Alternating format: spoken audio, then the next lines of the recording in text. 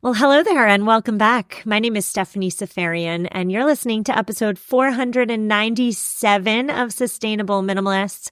This is a listener-supported show about eco-friendly and intentional minimalist living. And on today's show, we are mindfully, keyword mindfully, refreshing our wardrobes. Whether you're like me and fashion feels like a foreign language that you just cannot learn, no matter how hard you try, or whether you're on the other side of the fashion spectrum and you love fashion, perhaps you're an icon of sorts. Regardless, again, wherever you fall, I have some mindful wardrobe tips for you that have never been discussed on this show before. And even better, they come to us from experts. So don't take my fashion advice. I would never recommend anybody take my fashion advice. Let's take the advice of the experts. If you're listening for free today, I have 3 tips for you. If you are a subscriber, a supporter, thank you so much, by the way. We've got 5 strategies today. Now, we're talking about refreshing our wardrobes today because last week in my personal life, I had a bit of a challenging getting myself dressed event. It was back to school night at my daughter's school. What is the dress code for back to school night? It is ambiguous, is it not? And I do not do well in situations with ambiguous dress codes. If it's a wedding, I've got it. If it's a soccer game, yep, yoga pants and sneakers, got it. But in those situations in which the dress code is ambiguous and I'm surrounded by my fashionable peers, so fellow moms who seem to dress themselves effortlessly, that's when I feel uncomfortable. I'm off my game. I'm not confident at all. I personally do not want or need to be a fashion icon. I do not want or need to be the person that everyone looks at and says, wow, oh my gosh, she looks so great. I don't need any of that, but I do need to blend in. And on back to school night, I do not feel like I blended in. I had no idea what to wear. 30 minutes before the event, I went upstairs to try and figure it out. Because again, I want to blend in, but I don't even know what, is blend-inable these days. So I throw all my clothes on my bed in a race to put something on that looks sort of appropriate. We're late to back to school night. We walk in late, all because I couldn't get my clothing together, all because I couldn't dress myself. And it was a hot mess. I go about my days looking at every issue, fashion or something else, with environmentalism in mind. And so when I think about clothes, and especially with what other people are wearing, I'll be honest, I view it with equal parts envy and disdain, right? I look at other people who are dressing well with envy because they look great. They're on trend. They're effortlessly put together. And if they can effortlessly dress themselves, living must also be effortless for them too, right? And I know, of course not. That's not reality. That statement does not make logical sense, but that's where my mind goes. And then the disdain part comes in because I am all too aware of the sustainability issues surrounding fashion. Clothes go somewhere after we donate them. And guess what? They're probably not going to a needy person. They're likely going to a landfill, or they're likely going to the clothing mountain in Ghana. Yes, Google it. A literal mountain made out of our discarded clothes. It takes about 30 minutes to hike to the top of the clothing mountain in Ghana. Gross. And let's continue on this sustainability rant. Considering the fact that most of our clothes are now composed of some amount of synthetic fibers, A.K.A. plastic, our synthetic outfits are no different from that dreaded plastic straw, right? So if we are diligently avoiding plastic straws and plastic bags, but we're buying an awful lot of polyester, nylon, lycra, rayon, you name the synthetic fiber, we need to talk, right, ladies? Because there's an incongruence there. So that's where the disdain comes from. I want to look put together, but I want no part of wanton wastefulness in the name of fashion. So this is a lot of Stephanie stories today. If you don't want to hear the Stephanie stories, just skip ahead on your player, maybe about 3 minutes, and I'll get you straight into the tips. But the day after my back to school night misery, I went to TJ Maxx. Now, let me just say, I went to TJ Maxx for an unrelated reason. I almost never go into stores, but I had to go into TJ Maxx because my daughter was starting dance class and I forgot to buy her the outfit she needed. So I had to go somewhere. The dance class was that night. I chose TJ Maxx for unrelated reasons and I found myself in TJ Maxx. Okay. Wow. What a place. I walk in, I get my daughter what she needs. And then I just find myself moseying all over to the adult section. You know what I found? I found an awful lot of really trendy clothes, some of which were of excellent quality for very, very cheap. Oh my gosh. My first thought, I kid you not, my first thought was to buy everything. Just reach out my arms, grab everything I could, and bring it all home. I'm not joking. That was my thought because I had the prior night's misery still in my mind. But thankfully, saner thoughts prevailed. I am not an impulse shopper anymore. I do not follow trends anymore. I am happily going to peruse TJ Maxx to get ideas as to what's in fashion. But I'm not going to buy anything just because it's inexpensive. I have learned the hard way. I have learned my lesson the hard way, right? That if I buy something, but it does not match with anything else I own, it's never going to get worn. I've learned that. And so those two events happening last week, the back to school night misery plus the TJ Maxx experience, leads me to this episode in which we are discussing. If you are a free listener, we're talking about 3 tips. And if you are a supporter, we're talking about 5 tips straight from the expert. So my free listeners, we're discussing all killer, no filler. Then we're talking about adapt, don't abandon. And finally, we're talking about the 3-word method. Again, these hacks are not from Stephanie. They're from experts. And then if you're a subscriber, we're talking about those 3. And then we're moving on to discuss raising the dead. And then finally, we're finishing up with considering a uniform, A.K.A. revisiting the capsule wardrobe conversation. If you are a free listener and you want to hear all 5 hacks today, you can either subscribe on Apple Podcasts. There's a free 3-day trial option, which many of you are trying out. Thank you so much for supporting the show that way. Or if you don't listen on Apple Podcasts, you can subscribe on Substack and new episodes will come to your inbox on release day at around 6 o'clock when I wake up. So thank you so much for considering to support the show. I just can't rely on ad sponsorships anymore to pay my bills. I just can't do it. So we are increasingly moving towards a listener-supported model. I am increasingly putting more and more content behind the dreaded paywall, and I do apologize. I do feel bad about it. The future of this show is at stake. And if I don't put more and more behind a paywall, there will be no show. So if you can, thank you so, so much for supporting this work, this message, this mission. And let's get on to tip number 1, all killer, no filler. So considering the fact that 80% of the time we only wear 20% of our wardrobes, the issue is clear, right? More clothes is not what we need. We have been trained as consumers to add to our wardrobes. But we sustainable minimalists are both mindful and countercultural. We know that it's not about adding more filler. It's about subtracting so that we are only left with what's killer. Now, this strategy comes from author Shira Gill. She's been on the podcast 2 times, I believe. She's also known as Minimalista. I'll link to her previous episodes in this week's show notes because she is always so much fun to talk to. But this strategy also comes from every single minimalist I've ever met. Declutter your closet first. Again, we assume it's best to have lots of options, lots of variety. But the exact opposite is actually what's true. Subtracting is the best way to refresh and elevate your style.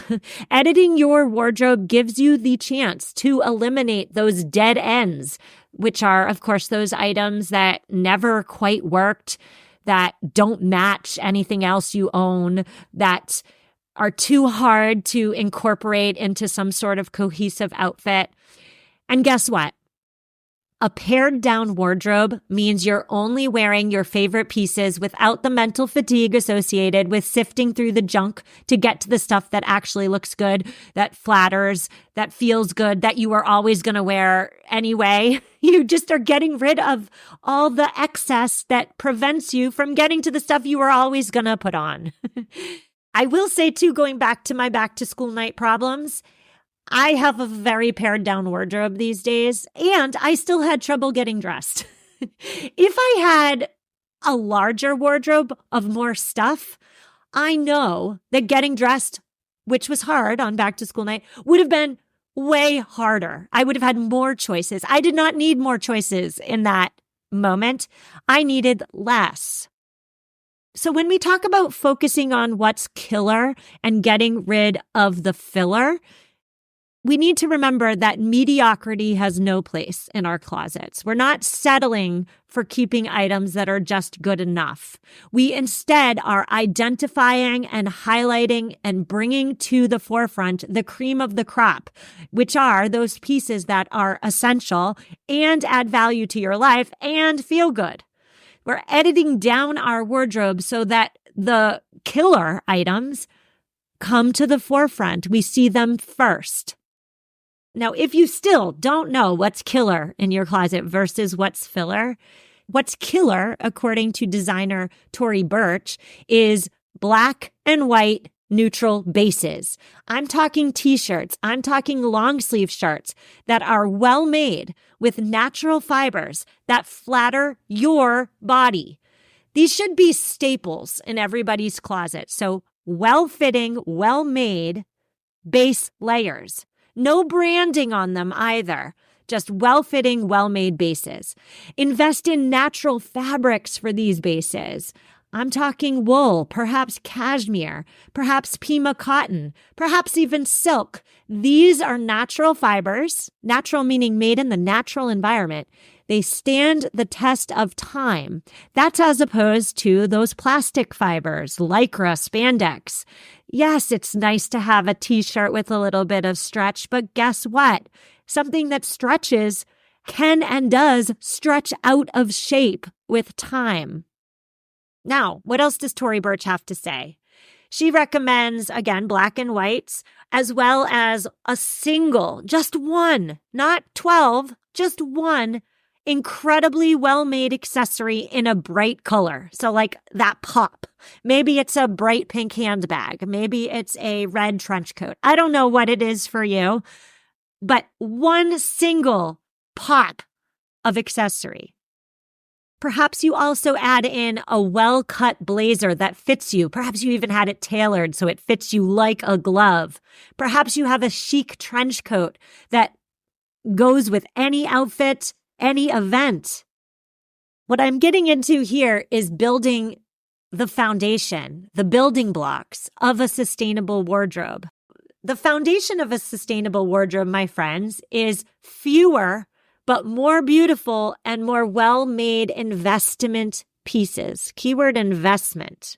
These are the things that are worth holding on to. And as you declutter your wardrobe, you're holding on to the foundation, those building blocks, right? Now, as we are paring down our closets, it is a great time to assess your own attitudes with regard to not only your clothes, but clothing in general. Collectively here in America, we are, by and large, treating clothes as single-use disposables. And if you don't believe me, I ask you, have you ever bought an item that you knew you were going to wear just once? How about a dress or some other fancy item, fancy outfit for a wedding? How about a Halloween costume? Halloween is coming up, and Halloween is the epitome of single use, right? I'll be the first to say it. I've bought a shirt that I knew I was only going to wear one time, right? And if you too, like me, have contributed to or are contributing to this cultural shift towards viewing garments as single-use disposable items, and again, no judgment, no shame, I've done it too. Now is the time to look that propensity towards single-use disposable clothing in the face and change it. I mean, and again, once more, I'll say it for the people in the back, no judgment. If Shein is selling a shirt for $3 that's hip and cool but falls apart after wearing it just one time, I mean, we are primed, we are trained to adopt this thinking towards single use in fashion. And so if, as you're decluttering your wardrobe, you realize that, oh gosh, yes, I bought this on impulse, I've never worn it. Or, oh gosh, yes, I wore it just once and I'm never going to wear it again. Don't judge yourself. Instead, be curious, explore. What emotions or desires are beneath those purchases? What can we do better going forward so that we may treat clothes like the modern marvels that they are, as opposed to a single-use piece of trash that we need to dispose of? And now, let me say too, as we head in to tip number 2, I do not want you getting rid of items that you like simply because they're no longer on trend. I'm thinking skinny jeans and ballet flats and millennial style in general, let's call it, right? Don't give away items that you like and that fit well simply because fashion trends suggest that you should. No. That's not mindful. This brings me to our second strategy for a mindful wardrobe refresh, and that is to adapt, but don't abandon. This strategy comes from New York Times fashion critic Vanessa Friedman. We're going to get into adaptation as opposed to abandon, but we're going to do so after our quick sponsor break. And we're back. On today's show, we are mindfully refreshing our wardrobes. Before the break, we discussed focusing on what's killer and getting rid of the filler. Now we're on to strategy number 2, adapt, don't abandon. And again, this one comes from New York Times fashion critic Vanessa Friedman. Vanessa Friedman, when it comes to mindful wardrobes, keyword mindful, Vanessa makes the point that if we want to be up to date with our wardrobes, the most up-to-date attitude is one that has sustainability in mind. There is nothing up to date about getting rid of all your clothes and replacing them with trendy versions. Nothing about that strategy suggests that you've got your finger on the pulse, right? So if you want to be up to date with your clothing choices, being up to date means understanding that the fashion industry is incredibly polluting and that you don't want to be a part of it because you understand our environmental woes. That's a mindful wardrobe refresh, and I love that perspective. So Vanessa argues that, if you feel like you're stuck in the past, your wardrobe is stuck in the past, Vanessa argues that that is a totally normal feeling, and that is because for many of us, our personal style is often formed during the time of which we came of age.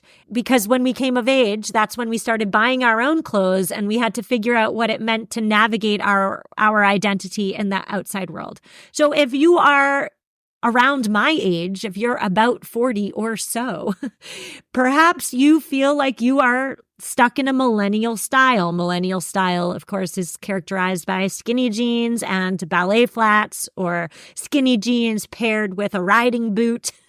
That was all the rage when I came of age and started buying my own clothes. And so that's what I tend to want to dress my body with. And that is completely normal. Vanessa argues that we should not be chasing what younger generations are wearing. We should not be buying into what fast fashion stores are selling. There is a middle ground between chasing the next young hot thing and retreating to the frumpy thing of the past. It's about remembering at the end of the day, what's trendy today is passé tomorrow, right? Us 40-year-olds, we're old enough to know now that what's trendy today was trendy 30 years ago in the 90s. Hello, loafers and baggy pants. I wore those in 8th grade. Yes, I did. So instead of getting rid of your, let's just say, skinny jeans that will be back on trend in a hot minute, don't get rid of them. Instead, pair them differently. So don't pair them with the ballet flats or the riding boots. That screams old school millennial style. But instead, pair those skinny jeans with a boxy blazer, let's say. Bring those skinny jeans into 2024 with the help of a timeless and always on-trend item. Again, it's about adapting, not abandoning. Wear those skinny jeans proudly with a timeless item like a blazer or a well-fitting, well-made, natural fiber base layer. Bring it into 2024 with a great accessory. We're less about scarves these days and more about chunky jewelry statement pieces or a great handbag, and voila, you're adapting. You're not abandoning. I want to say here too, to my fellow aging millennials, how about we accept who and what we are instead of perpetually trying to look and hopefully by extension feel younger? I mean, let's be real with ourselves. Changing our clothes is not going to change the fact that we're getting older. New wardrobes are not going to turn back the hands of time. Getting rid of our skinny jeans and ballet flats and replacing them with baggy wide leg jeans is not fooling anyone. Because guess what? Our faces are still on our bodies, and our faces are giving us away regardless of how many crop tops we invest in or how many unflattering pants we bring into our closets. We still have wrinkles. We still have gray hair. We are getting older, and our clothes are not fooling anybody. So how about we do something radically countercultural for us women, right? Which is, how about we accept that we're getting older? How about we embrace our age? It is a privilege to get older. And some of us do not get that privilege because getting older is not guaranteed. Just some bigger thoughts there as I think back to school night in which, I felt out of place. Everybody was wearing their great wide leg pants paired perfectly with the right white sneaker. And I just looked out of place and I felt bad about myself. But how about instead I start with changing my attitude? Instead of changing my clothes, why not I instead change my attitude? I'm getting older, and if I were to change my pants style, I still would not be fooling anyone. I would still be 40 years old at the end of the day, and that is a privilege. All right, so let's move on to strategy number 3, which is the 3-word method. Now, I'll be honest up front. When I first heard about this technique, I visibly rolled my eyes because it sounded corny to me. But stay with me because I did try it and there is value here. In my opinion, this technique is especially valuable for people like me who, when they go into a store or go online and find themselves swept away by all the different choices and styles, this is a really great anchoring technique. It's about centering your clothing choices around what makes you uniquely you, so that if you are indeed susceptible to being blindly swept away, to blindly following trends, you are anchoring yourself around intentionality first. So what's the tip? Well, it's more of a hack, and it was developed by celebrity stylist Alison Bornstein. In a nutshell, you are selecting 3 words to identify and encapsulate your unique style. Now, in a perfect world, one of your words is practical, one is aspirational, and one is emotional. Consider not just how you want to look, but also how you want to feel. Now, I spent time coming up with my words. Perhaps your words are elevated or fashion forward or chic or conformist. Those are some words that come to mind, but those are not my words. I'm going to tell you my words in a minute, but I'm also going to say I could not choose only 3 words. I chose 4 words because I am an overachiever and I don't follow directions. So I came up with 4 words. My words, and we're going to go through them one by one, are, of course, minimal, effortless, comfortable, and flattering. Let's go through my words one by one. All right, so very quickly, minimal. I believe in less is more. I believe less is more in fashion, in home decor, in my schedule, in my life. I am not a woman who's going to wear 13 bangle bracelets and accessorize every inch of my body. That just is not me.